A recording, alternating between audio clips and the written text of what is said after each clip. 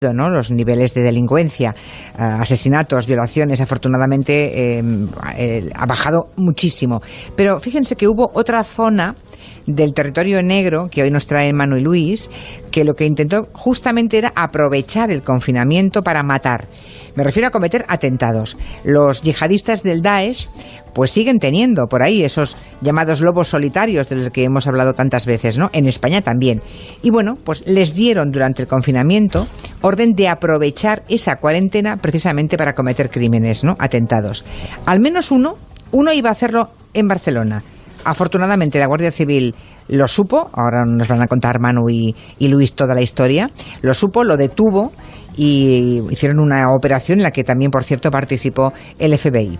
Bueno, empecemos por ese mensaje. Hay un llamamiento de Daesh para cometer crímenes en Europa durante el confinamiento, en Europa, en determinados países, ¿no? Confinamiento por coronavirus, aprovechad, algo así, ¿no? Más o menos, Manu o Luis. Sí, exactamente fue así. El 19 de marzo, 5 días después de que el estado de alarma se decretara en España, Daesh o Estado Islámico animaban a los aspirantes a lobos solitarios, a los voluntarios para convertirse en terroristas, que tiene por todo el mundo, a cometer matanzas aprovechando el coronavirus en Occidente, dicen ellos.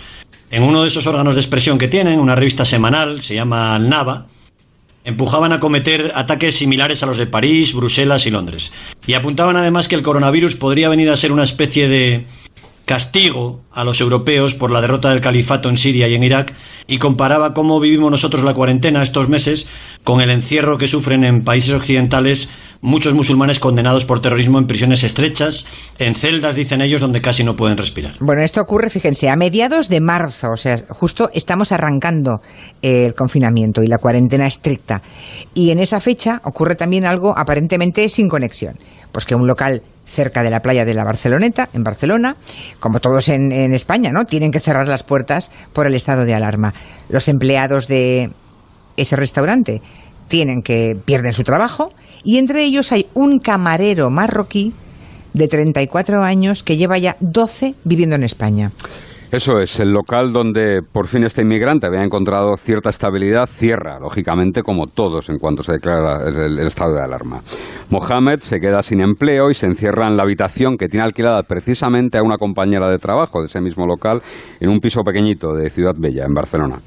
Allí viven, además de Mohamed, su compañera de trabajo, la hija de esta y 2 nietos. Uno de ellos, un bebé muy pequeñito, de pocos meses. Y es durante el confinamiento, durante la parte, digamos, más estricta del confinamiento, cuando Mohamed da un paso definitivo en su vida. Un paso que está siendo vigilado, afortunadamente, por el Servicio de Información de la Guardia Civil, ¿no? Y esa unidad de élite en la lucha contra el terrorismo islamista, que yo creo que ahora con la unidad... ¿Alguien ha visto ya la unidad? No. Bueno, pues yo creo que los que han visto o están viendo la unidad, yo creo que serán hoy muy sensibles a lo que estáis contándonos, ¿eh? Bien, esa unidad de élite de la Guardia Civil sigue luchando y actúa.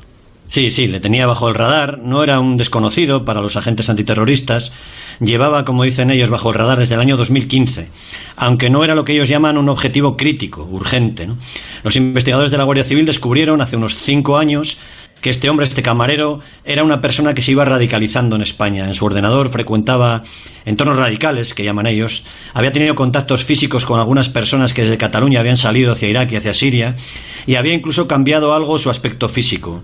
Los especialistas de la Guardia Civil lo que llegaron a pensar entonces, 2015, es que este era un buen candidato a irse a luchar en Siria o en Irak, pero finalmente nunca llegó a salir de Barcelona. A mí lo que me maravilla es que estamos hablando de hace casi 5 años, o sea, 5 años que la Guardia Civil detecta ya a este hombre, que ve que hay un peligro ahí de que se convierta en un extremista islámico, y no sueltan ese hilo, pase lo que pase en España, ¿no? ¿Qué ocurre desde entonces, desde hace 5 años? Bueno, pues ocurre que Mohamed logra por fin obtener un trabajo, los papeles en España, el NIE, el número de identificación de extranjeros, es decir, el DNI para extranjeros, y parece que se centra en eso, en el trabajo. La Guardia Civil, mientras tanto, rastreaba su vida.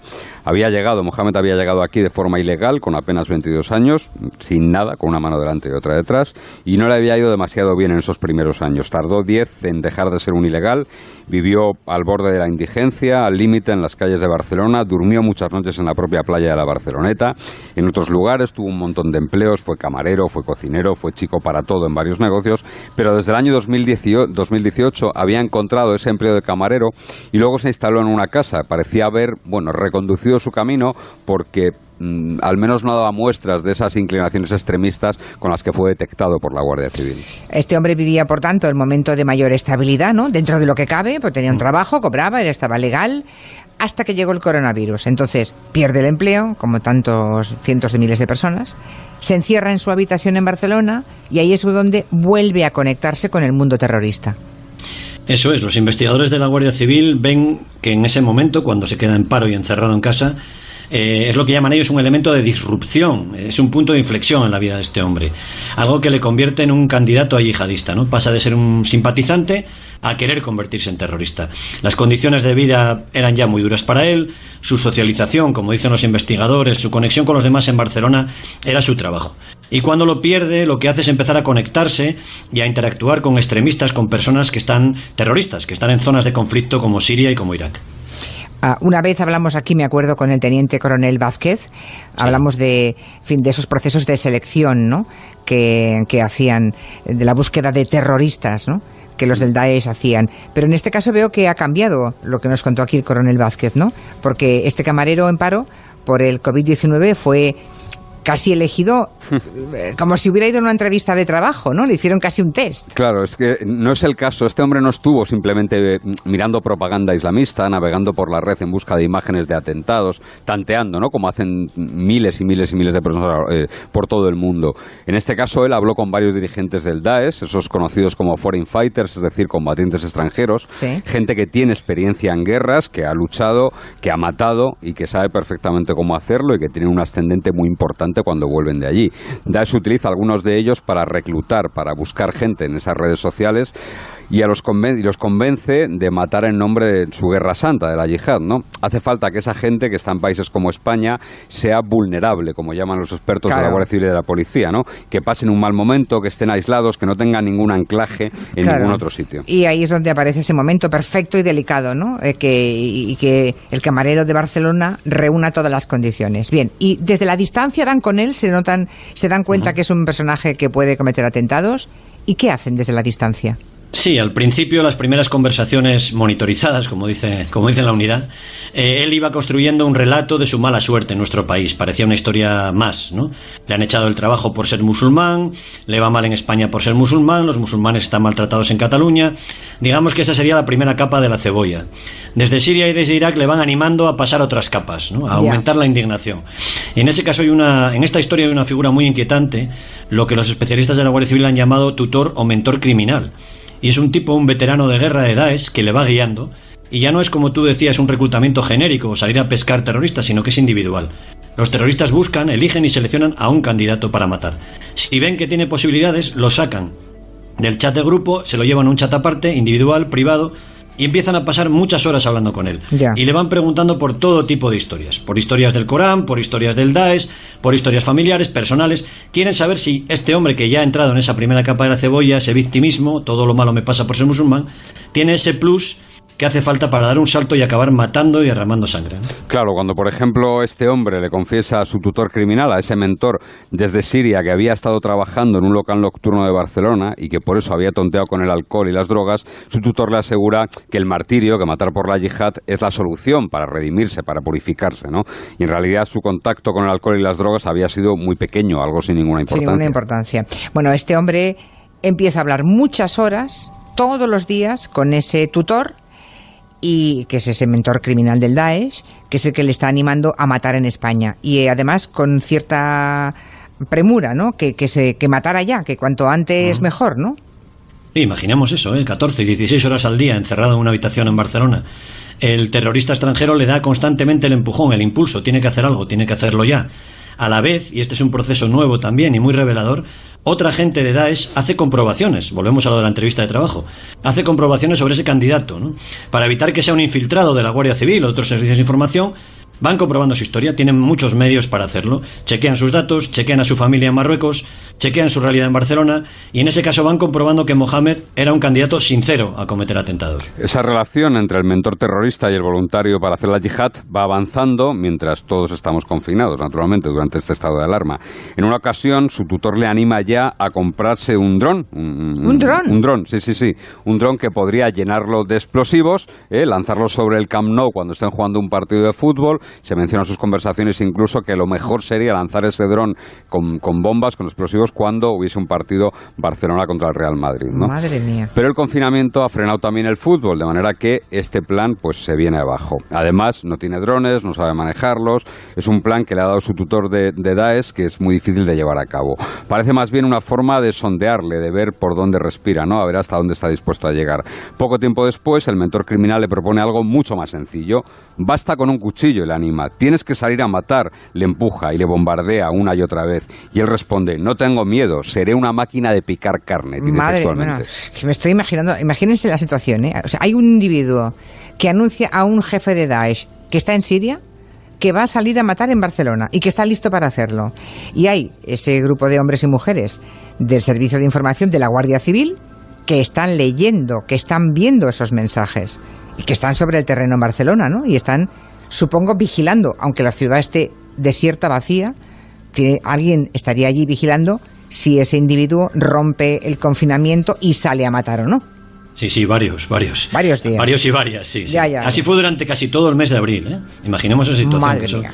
La Guardia Civil tuvo ayuda del FBI, también de la Dirección General de Seguridad de Marruecos.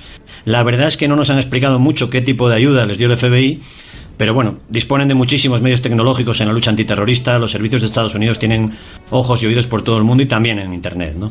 En cualquier caso, los agentes de la Guardia Civil que leían los mensajes a tiempo real de este yihadista en Barcelona recibieron un dato muy preocupante. A mediados de abril, el camarero en paro de Barcelona había enviado ya un vídeo a Daesh en el que les juraba lealtad. Esta es una señal muy importante, es una especie de testamento, y todo hacía indicar que el atentado era inminente y que después de que él matara y posiblemente muriera en el atentado, los terroristas de Estado Islámico difundirían ese vídeo del que ya sería su último mártir en España como una victoria. Ya, o sea, ya estaba el último paso dado. Bueno, en esa situación, con Barcelona casi desierta, porque lo veíamos con nuestros ojos, estamos en Onda Cero en las Ramblas, que es un poco en la zona esa del Raval, en la que vivía este individuo. Los agentes de la Unidad de Información de la Guardia Civil, por tanto, siguen vigilando de cerca a ese hombre y comprueban que, en efecto, claro, se salta el confinamiento y sale de su casa y sale a las calles de Barcelona. Y no pasa una vez, sino en varias ocasiones. Los investigadores trabajaban, claro, con la dificultad de seguir a alguien en una Barcelona prácticamente desierta. Claro, es que se ve mucho alguien más. Que además se movía, sobre todo por las calles del barrio del Raval, donde, bueno, pues alguien occidental canta bastante y canta más, lógicamente, durante el estado de confinamiento, ¿no? Pero también es cierto que cogió el metro en varias ocasiones, siempre fue vigilado y seguido muy de cerca por guardias civiles antiterroristas, que iban de paisano naturalmente, que comprobaron, por ejemplo, cómo durante sus recorridos por la ciudad, por Barcelona, este aspirante terrorista, se grababa con su teléfono móvil. Así lo hizo en varias calles y también dentro del metro. Es posible que fuera también esa preparación, esa iniciación para cometer un atentado terrorista. Imagino que durante esos seguimientos por las calles y por el metro de Barcelona, los agentes de la Guardia Civil, tenían que estar relativamente de cerca y supongo que irían armados por si este hombre cometía o intentaba cometer un atentado allí mismo, ¿no? Porque, si no me he olvidado, el mentor le había dicho que bastaba con un cuchillo, o sea, que podía llevarlo perfectamente metido en la ropa. Sí, así fue. Y ese era el mayor reto para los guardias civiles, ¿no? Que eran su sombra esos días por Barcelona, que no atacara a nadie, por ejemplo, que llegaron a temerlo en la cola de un supermercado, un objetivo muy fácil estas semanas de confinamiento y donde siempre había gente, ¿no? Los guardias civiles trabajaban y lo seguían con la idea de que era inminente, de que en cualquier momento, en cualquier turno, pudiera cometer el atentado. Y finalmente, el 8 de mayo, o sea, hace bien pocos días, el 8 de mayo, los guardias civiles entran en su piso, en la calle Clave de Barcelona, y lo detienen. Sí, así es. El hombre se había escondido bajo la cama de uno de los niños que vivía en el piso. Fue detenido, el juez ordenó que entrara en prisión sin fianza. Tenía muy pocos objetos personales en la casa, muy humilde. Fue una operación muy brillante de la Guardia Civil, del Servicio de Información, y evitó dolor en las calles españolas, en las de Barcelona concretamente. En Francia, de hecho, ya ocurrió un ataque muy similar, muy parecido. El pasado mes de abril, un hombre musulmán entró en 2 comercios armado nada más que con un cuchillo y atacó a todo lo que estaba a su alrededor, a todo lo que se movía. Hirió a 4 personas y mató a 2. Es verdad, me acuerdo. Y no ha sido esta historia, hemos contado la historia de este yihadista, pero no es el único que ha sido detenido en España durante todo el estado de alarma por el coronavirus, porque seguimos además en estado de alarma por el terrorismo yihadista. Ese estado de alarma por yihadismo sigue estando en el nivel 4, que creo que es el máximo, ¿no? Casi el máximo. La semana pasada otros agentes terroristas, esta vez la Policía Nacional, detenían en un pueblecito de 12.000 habitantes de la provincia de Ciudad Real, en Bolaños de Calatrava, a un tipo marroquí, un ciudadano con otro perfil. Es un captador, él busca personas para que maten.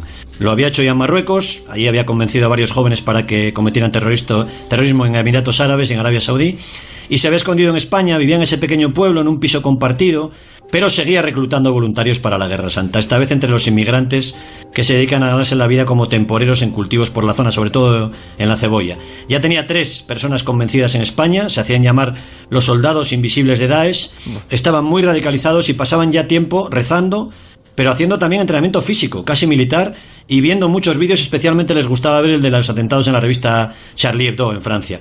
Por suerte no fueron esta vez invisibles para la policía. Total, que 9 yihadistas han sido detenidos en lo que va de año en España por la Policía Civil, por la Policía y la Guardia Civil, y 5 de los 9 fueron detenidos durante el estado de alarma, ¿no? Incluido un tal Abdel Bari. Estaba en Almería. Y es importante porque es un foreign fighter que había luchado con el Estado Islámico en Siria y que luego se había ocultado en España. Él llegó en pateras, se escondió en Almería, donde le detuvo la policía durante ese estado de alarma, a finales de abril. Es un tipo con experiencia en combate, un miembro de con experiencia en combate, vinculado al menos a 200 muertes por los servicios de información occidentales, y es muy conocido porque antes de formar parte del grupo terrorista fue un rapero además de cierto éxito, conocido como El Gini. Su conducta era la opuesta a la de otros yihadistas. Bari salía muy poco de su casa, intentaba pasar inadvertido, llevaba siempre mascarilla con el coronavirus, y la sensación es que estaba escondido esperando tiempos mejores, que las cosas se calmasen, para volver a matar.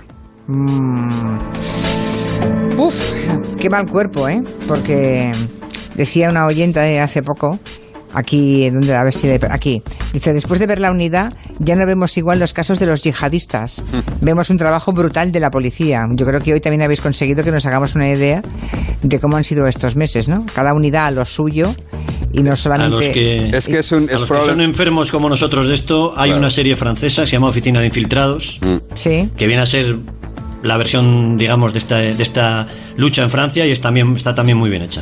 Y es que es el único, probablemente, de las pocas especialidades donde hay que hacer mucho trabajo para evitar un delito, no después de que se haya cometido el delito. Claro.